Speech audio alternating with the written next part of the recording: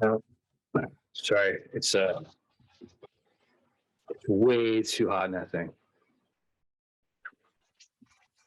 Hey everybody, it's Bill from Matt-Trakker.com, and welcome to this episode of Behind the Mask. Before we get started, if you haven't done so already, please subscribe to our channel. The button's right there. A lot of the viewers to our sites here aren't subscribed, so if you can just click that button, it really helps us keep going.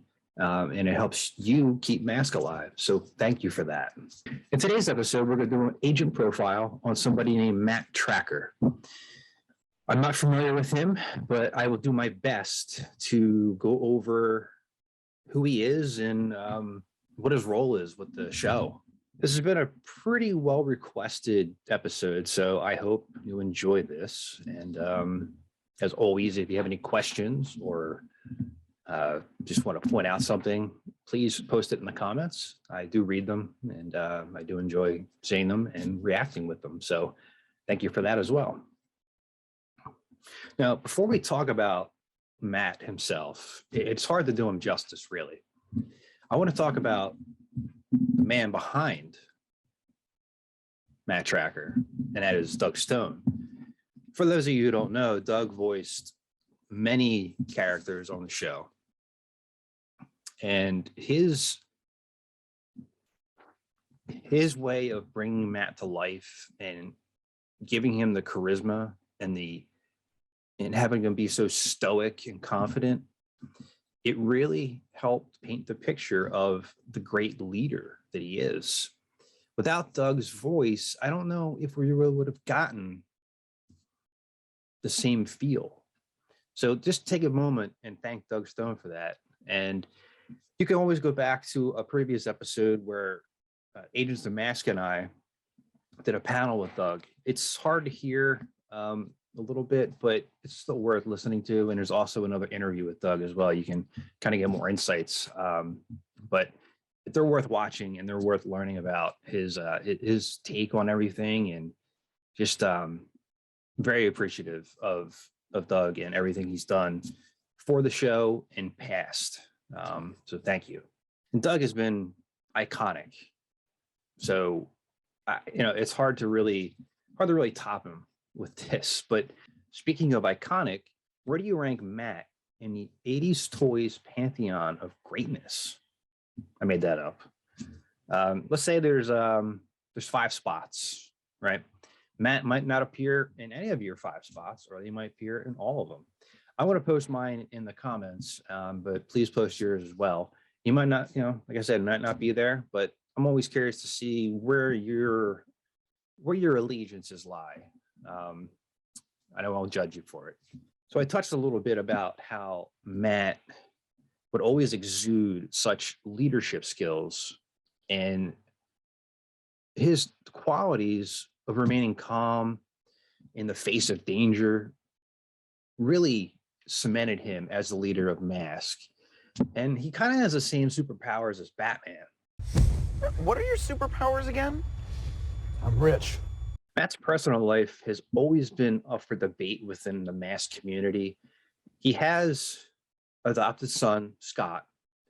His brother, Andy, was murdered in the mini comics by Miles Mayhem, and his father, Andrew, has also passed away as well. Many think that with Andy dying, Scott was Andy's son and that Matt adopted him. But there's really no evidence of that I have ever found. If you have some, that would be fantastic. But that seems to be the whole lore of it. So Scott is adopted, but not Andy's son. I hope that helps with some of the continuity there and makes sense of his personal life. But with Scott, it really shows what I think is Matt's weakest attribute, being fatherhood. And we'll get to that in a little bit. Matt will go on to appear in 70 of the 75 episodes, and his first being in season 1, episode 1, The Death Stone, and his last being season 2, episode 8, High Noon. Now, I have to kind of differentiate a little bit here because Matt had so many different iterations between the toy line and the cartoon. They all didn't appear in the cartoon. So when we get to the toy area, it'll I'll weave that in a little bit more here. During the cartoon, Matt would don 4 different masks, making him, I think, the undisputed champion of variations. Ultra Flash, when he would normally wear that, is with Rhino, and it creates a blinding light. And interesting note, the original name for this mask was going to be Free Fall, but it changed to Ultra Flash. And this mask would appear in 7 episodes. Only appearing in 2 episodes, Lava Shot would fire molten metal. And it was just really poorly done. It's poorly conceived, I think. It's just not really worth having.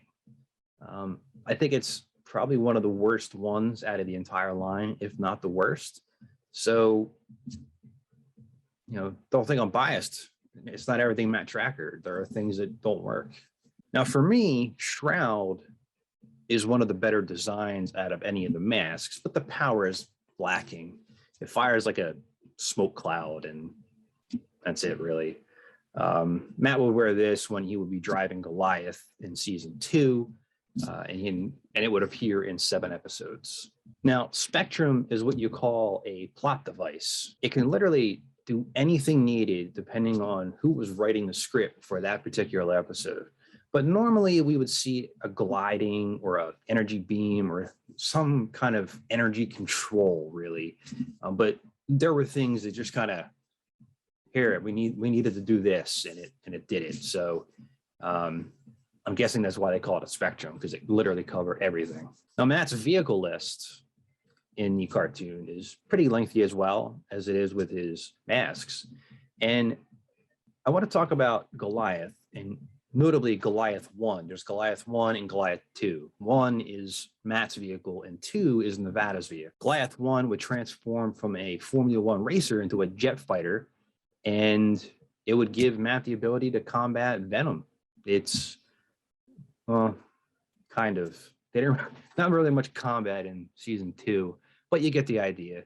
The vehicle had blasters and missiles, and it made 4 appearances overall, all in season 2. Matt's time with Volcano was very limited. It's 2 episodes. Not much really going on with it. And again, with the weakness of the Lava Shot mask, it really takes away, I think, from the vehicle itself and also from Jacques. Jacques is one of the better characters, I think. And he just kind of, I don't know, he just kind of gets lost because it's Matt-Trakker and you're supposed to pay the most attention to him, but you shouldn't at this point. When Matt would pilot Rhino, he would normally take the lead in driving it, and Bruce would move to the side. And I kind of find this a little bit rude, but maybe he's giving Bruce a break. I don't know, but he's just like, hey, move over. Of course, he was wearing Ultra Flash at this point, but it was a good marketing gimmick. It made me want to buy Rhino like instantly, and I'm sure I did.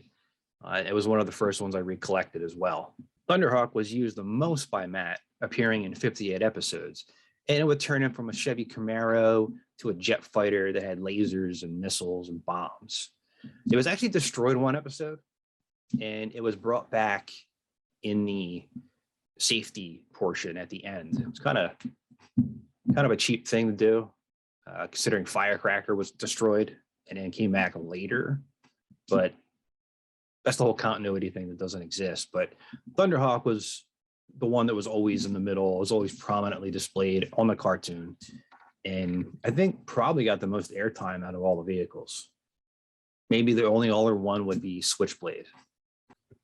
Now for the toys, we covered a couple of the vehicles already. You have Thunderhawk, which comes with Matt-Trakker and his mask. You get the short mask or the long, has some bombs. You have Volcano, comes with Jacques and Matt, and a impossible to find rail piece for the gun turret for Volcano. You also have Rhino that comes with Matt and Bruce, and it kind of turns into a mobile playset. That's another really cool thing about it. And again, like this part here, I've reviewed some of these toys already, so I'm not going to go into great depth, but I will give a little bit of detail on it here. And then you also have Goliath, and that comes with Nevada, Matt, Goliath 1, Goliath 2, And there's 2 missiles that come out that fire out of the back part once it's transformed. They have a lot of range, actually. And if you want to set up like a target gallery with the figures or something, it's actually fun to do, especially if you have a little one with you. Matt would also appear in the Split Seconds line with Skybolt. Now, this one here for me, it's a mixed bag. I like the design of it, but when it transforms, it's a little, like it doesn't do much for me overall. But I like it as it displays. The 2 figures that come with it are Matt and his mask, and then the clone and his mask. The gimmick of the Split Seconds didn't work for a lot of things, and it worked pretty well for this one. So it's worth getting back in your collection, but it will cost you roughly $300 loose. So just keep that in mind. We also have the Laser Command set, which it cost a lot. Loose, if it working condition, $700 probably. If you find it in a box sealed, you're looking at like $5,000. It's one of those things where they don't really exist that much, and if you find them, they don't work, or they're not in good shape, or they don't have all the pieces, so it's hard to come by. Matt would appear inside of Hornet, where he's sitting in a box. That's what it is. He's in a crate. He's in a shipping crate that opens up and it flies.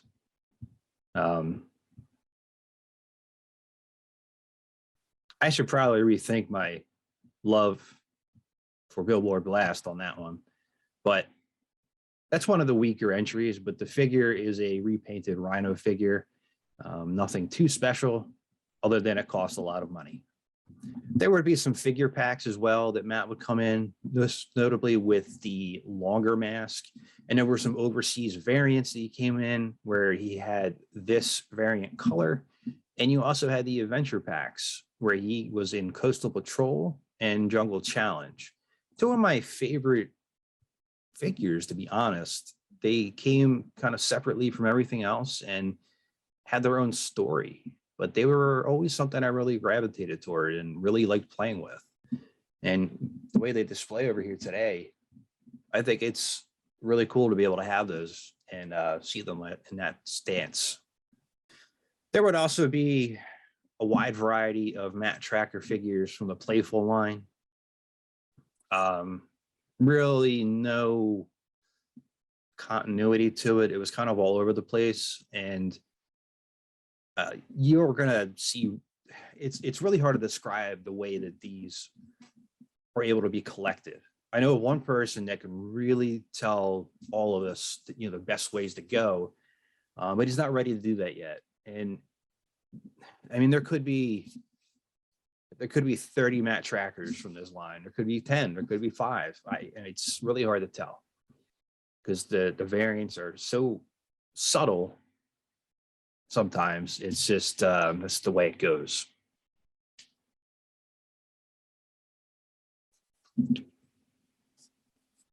Now, Matt as a father, as we mentioned earlier, I think his parenting would go a little something like this. So many brave men and women have perished fighting that 10,000-foot lobster that venom is released on the world. I think it's time that M.a.s.K is assembled. Hey, Dad, can I come too? You want to come to a battle with a 10,000-foot lobster? I'm bored. Please, no. Go to your room. Now, I'll show him. I'm going to go fight that lobster myself. And 5 seconds later, that lobster is enjoying a Scott flavored snack. The point of that was that Matt really didn't do a lot to really make sure Scott was safe. It was very weird. I know that they needed the plot device of Scott to save him and do things like that, and for us to connect with him. But I mean, Matt literally has all the money in the world, and you could do a little bit better than T-Bob as a nanny. So I don't know. It's his weakest flaw, but Scott didn't die, so I guess that's something, right? So that's Matt-Trakker as much as I can convey. If you have any questions or if I missed anything, post it in the comments because I'd love to know or hear about that.